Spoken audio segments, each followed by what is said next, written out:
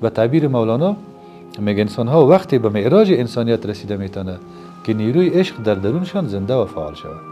میگه جسم خاک از عشق بر افلاک شد، کوه در رقص آمد و چالاک شد.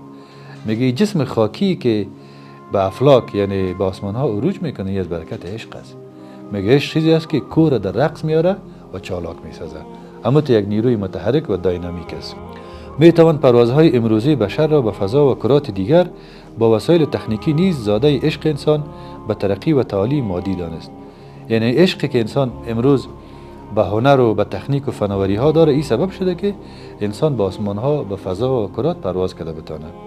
مولانا عشق را لازمه حیات و رشد کامل انسان میداند.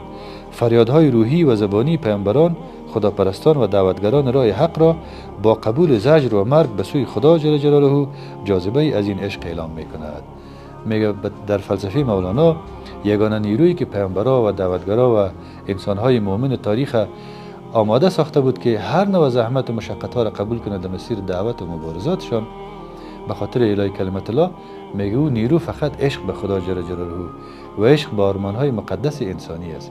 دیگه هیچ نوع توقعات مادی، سیاسی، شهوانی، قدرت طلبی و اجتماعی انسان به او سطح از ایثارگری نمیرسانه. هر قدر که انسان به پول و قدرت و اینا علاقه قلبی داشته باشه، وقتی به یک نقطه از فشار و شکنجه میرسه از او بیزار میشه. میگه من از تمام از این پاتیر همین جانم آرام باشه، زندگی غنیمت است. ولی پیامبرا و دعوتگرا چون عمیقاً به خداوند جل جلاله عشق می داشته باشند، با آرمان‌های مقدس آسمانی خود عشق می داشته باشند، هر قدر که سختی ها بالا از اینا میاد، این مردای خدا انسان‌های نترس و شکست ناپذیر هستند. هیچ گاه انعطاف نمیکنن از اهداف خود، یک ذره یک سر موی هم عقب نشینی نمیکنن.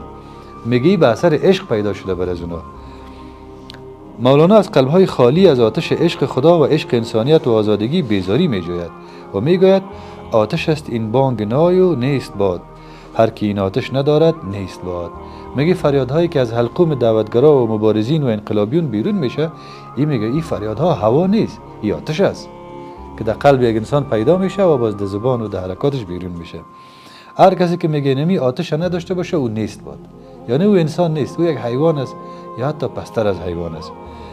مولوی میگه برترند از عرش و کرسی و خلا، ساکنان مقعد صدق خدا.